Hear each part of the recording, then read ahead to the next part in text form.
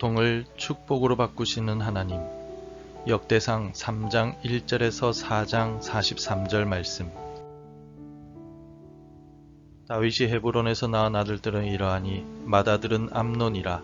이스라엘 여인 아히노함의 소생이요 둘째는 다니엘이라. 갈멜 여인 아비가일의 소생이요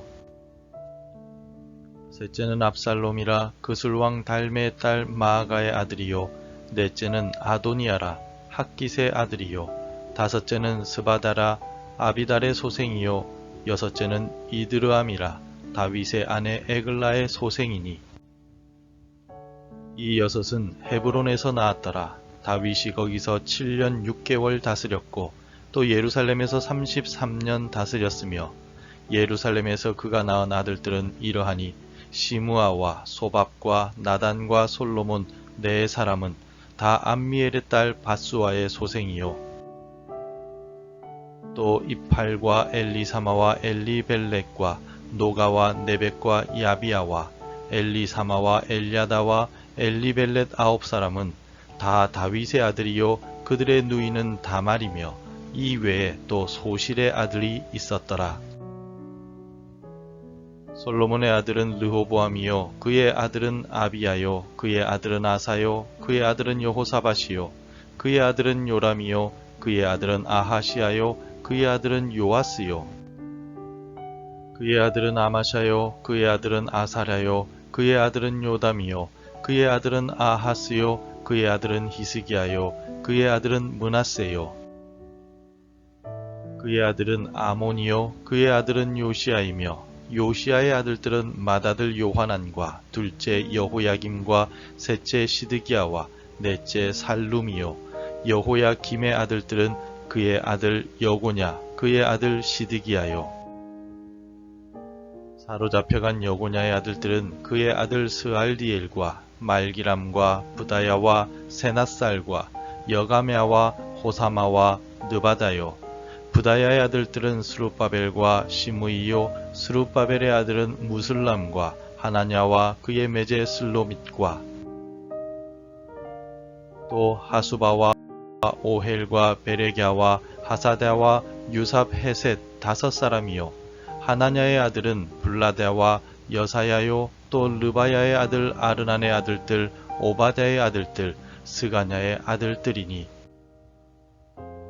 스가냐의 아들은 스마야요 스마야의 아들들은 핫두스와 이갈과 바리야와 느아랴와 사밧 6사람이요 느아랴의 아들은 에료에네와 히스기야와 아스리감 3사람이요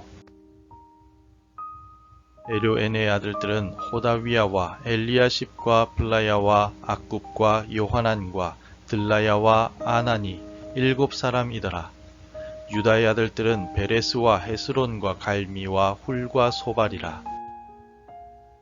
소발의 아들 르아야는 야핫을 낳고 야핫은 아후메와 라핫을 낳았으니 이는 소라 사람의 종족이며 에담 조상의 자손들은 이스르엘과 이스마와 잇바스와 그들의 매제 하술렐보니와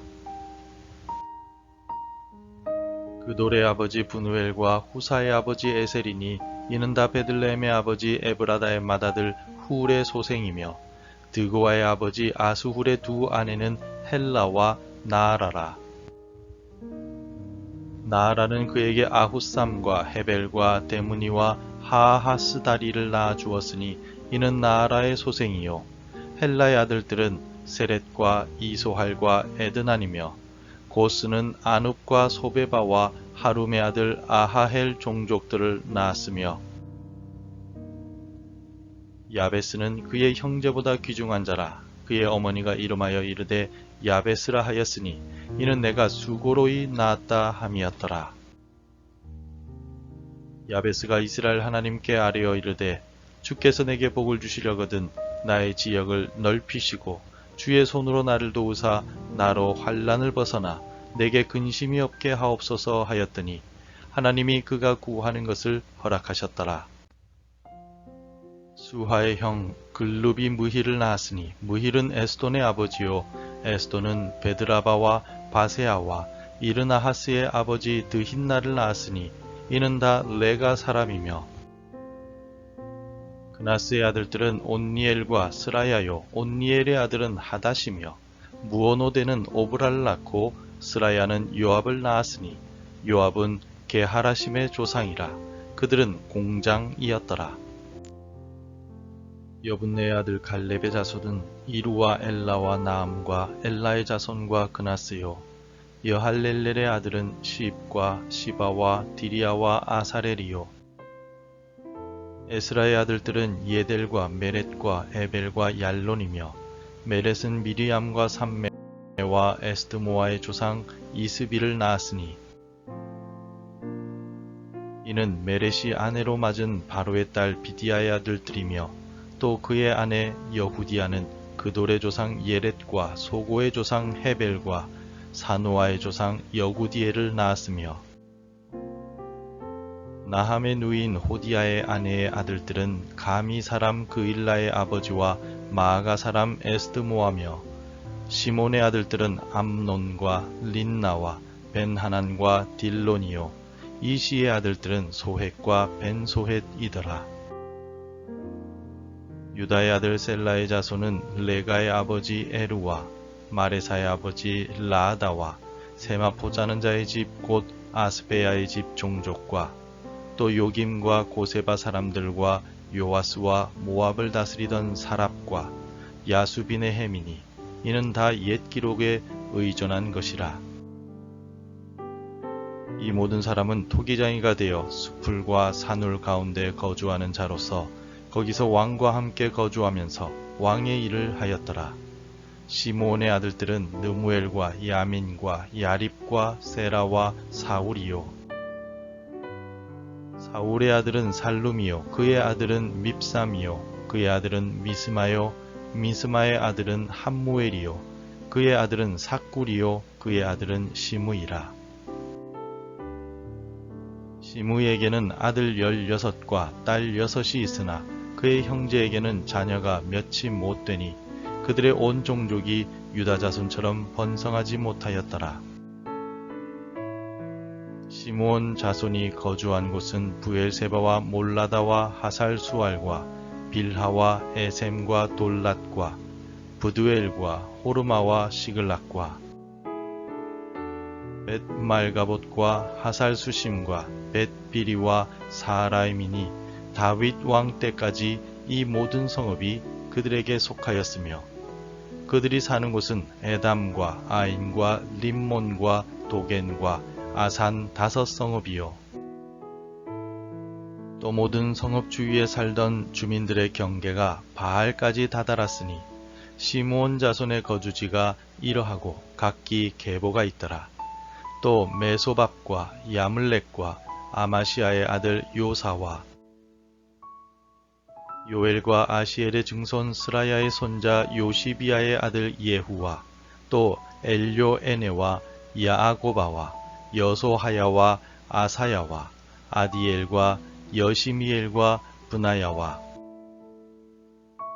또 스마야의 오대손 시무리의 현손 여다야의 증손 알론의 손자 시비의 아들은 시사이니 여기 기록된 것들은 그들의 종족과 그들의 가문의 지도자들의 이름이라. 그들이 매우 번성한지라. 그들이 그들의 양떼를 위하여 목장을 구하고자 하여 골짜기 동쪽 그돌 지경에 이르러 기름지고 아름다운 목장을 발견하였는데 그 땅이 넓고 안정되고 평안하니 이는 옛적부터 거기에 거주해온 사람은 함의 자손인 까닭이라. 이 명단에 기록된 사람들이 유다왕 히스기야 때에 가서 그들의 장막을 쳐서 무찌르고 거기에 있는 모님 사람을 쳐서 진멸하고 대신하여 오늘까지 거기에 살고 있으니 이는 그들의 양떼를 먹일 목장이 거기에 있음이며 또 시므온 자손 중에 500명이 이시의 아들 블야다와 느아랴와 르바야와 우시엘을 두목으로 삼고 세일산으로 가서 피신하여 살아남은 아말렉 사람을 치고 오늘까지 거기에 거주하고 있더라. 여리고에 사는 바디메오라는 사람은 소경의 거지였습니다. 그래서 그는 육체적인 장애와 사회적 소외라는 이중의 고통 속에 있었습니다. 바디메오는 자신의 힘으로는 현실의 고통을 벗어날 수 없는 상황이었습니다. 그러던 어느 날 예수님께서 지나가신다는 소식을 들었던 소경 거지 바디메오는 다윗의 자손 예수여 나를 불쌍히 여기소서라고 부르짖었습니다. 사람들이 꾸짖었지만 바디메오는 더 큰 소리로 예수님의 구원을 간구하였습니다. 왜냐하면 바디메오는 너무나도 절박했기 때문입니다. 바디메오의 절박한 부르짖음을 들으신 예수님은 그를 부르시고 그의 믿음을 보신 후 내 믿음이 너를 구원하였다 라고 선언하십니다. 그러자 바디메오는 즉시 앞을 보게 되고 예수님을 따랐습니다. 바디메오는 자신의 한계 상황 속에서 유일한 구원자이신 예수님께 부르짖었고 예수님은 바디메오에게 근본적인 변화, 즉 눈을 뜨게 하셨습니다. 나에게 가장 절실한 문제가 있습니까? 문제를 해결해 주실 수 있는 유일한 분이신 예수님께 나아가 부르짖으시기 바랍니다.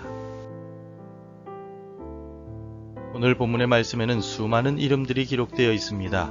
그들의 삶을 오늘 본문이 모두 기록하고 알려주지는 않지만 그 중에서 한 사람, 야베스라는 인물에 대해서는 구체적인 내용들을 서술하고 있음을 볼 수가 있습니다. 역대기 저자는 야베스에 대해 어떻게 설명하고 있습니까? 역대상 4장 9절은 야베스를 이렇게 소개하고 있습니다. 함께 읽겠습니다. 야베스는 그의 형제보다 귀중한 자라. 그의 어머니가 이름하여 이르되 야베스라 하였으니 이는 내가 수고로이 낳았다 함이었더라. 야베스, 히브리어로 야베츠라고 하는 이름의 뜻은 수고, 고통, 슬픔입니다. 그의 어머니가 극심한 해산의 고통 중에 그를 낳았기 때문에 그 고통을 기억하며 아들의 이름을 야베스라고 지은 것입니다. 평생 고통이라고 불리며 살아가야 했던 야베스.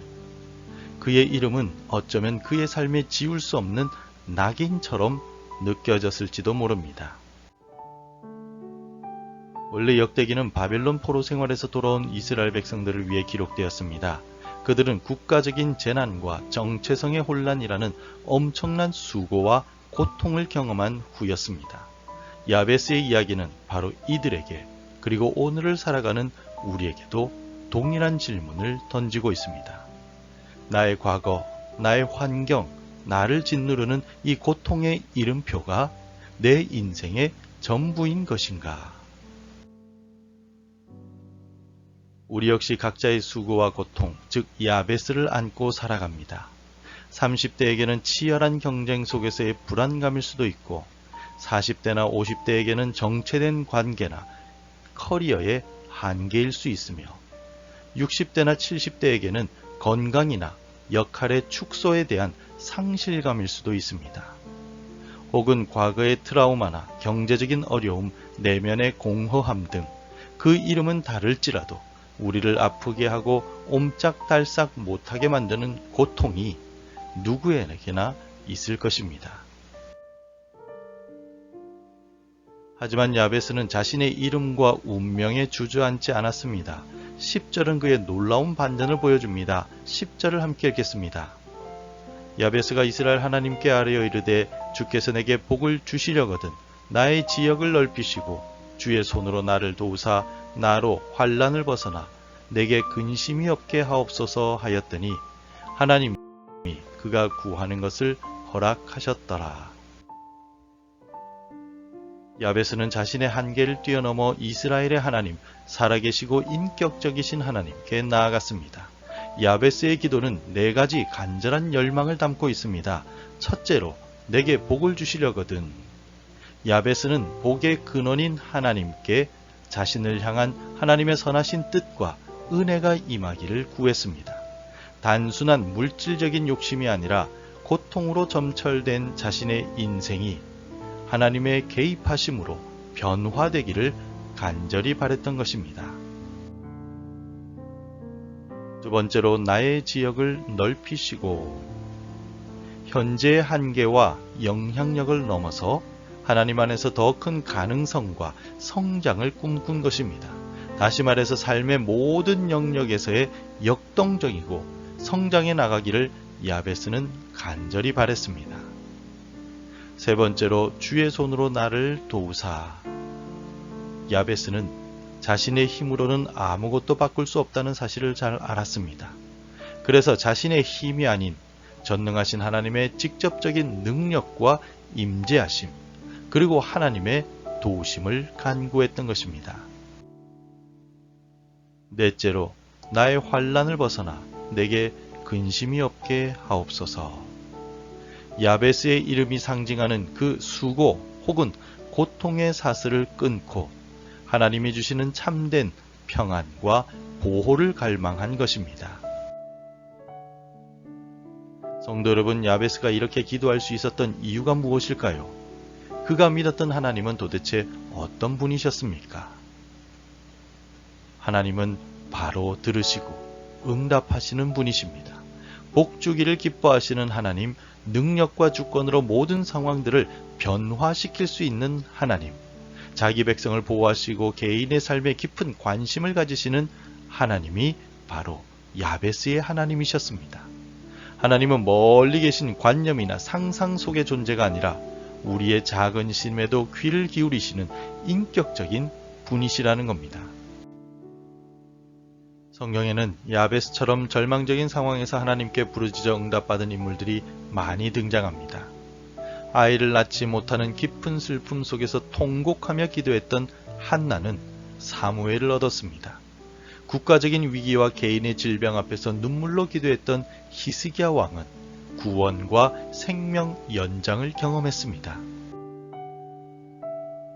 앞 못 보는 고통 속에서 예수님께 부르짖었던 바디메오는 눈을 떴고, 절체절명의 위기에서 하나님의 축복을 갈망하며 씨름했던 야곱은 이스라엘이라는 새 이름을 얻었습니다.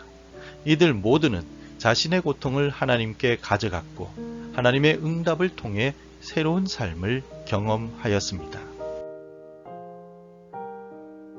성도 여러분, 오늘 본문은 분명히 하나님이 그가 구하는 것을 허락하셨더라라고 기록하고 있습니다. 고통이라는 이름을 가진 한 인생이 하나님을 만나고 그의 부르짖음이 하늘에 닿았을 때 그의 삶은 문자 그대로 변화되었습니다. 기도한 야베스의 지역은 넓혀졌고 하나님의 손이 그와 함께 하셨으며 환난과 근심에서 벗어났습니다. 이것이 바로 복음의 능력입니다. 하나님은 우리의 고통을 외면하지 않으십니다. 오히려 그 고통을 사용하셔서 더 큰 은혜와 축복의 통로로 만들어 나가십니다. 야베스의 이야기는 우리에게 최종적인 야베스이신 예수 그리스도를 가리킵니다. 예수님은 우리의 모든 죄와 고통을 대신 짊어지시기 위해 이 땅에 오셨습니다. 예수님은 십자가에서 인류의 가장 큰 고통을 감당하심으로 우리에게 죄사함과 영원한 생명이라는 가장 큰 복을 주셨습니다. 예수님을 통해 우리의 영적인 지역은 하나님 나라 전체로 확장되었으며 성령님을 통해서 주의 손은 지금도 우리와 함께 하십니다. 오직 예수님만이 우리를 모든 환난과 근심에서 건져 참된 평안을 주실 수 있는 분이십니다. 야베스의 기도는 단순한 개인적인 소원 성취를 뜻하지 않습니다. 개인의 기도를 넘어서서 고통받는 자기 백성을 향한 하나님의 변함없는 사랑과 구원의 의지를 보여주는 증거입니다. 그것은 우리의 고통이 하나님의 능력 안에서 축복으로 변화될 수 있다라는 영원한 약속인 것입니다. 사랑하는 성도 여러분, 오늘 여러분의 삶에는 어떤 야베스, 즉 고통이 있습니까? 어떤 고통의 이름표가 여러분을 짓누르고 있습니까? 세상은 그 이름표대로 살아가라고, 그 한계 안에서 체념하고 포기하라고 속삭일지도 모릅니다. 그러나 야베스의 이야기는 우리에게 강력하게 외칩니다.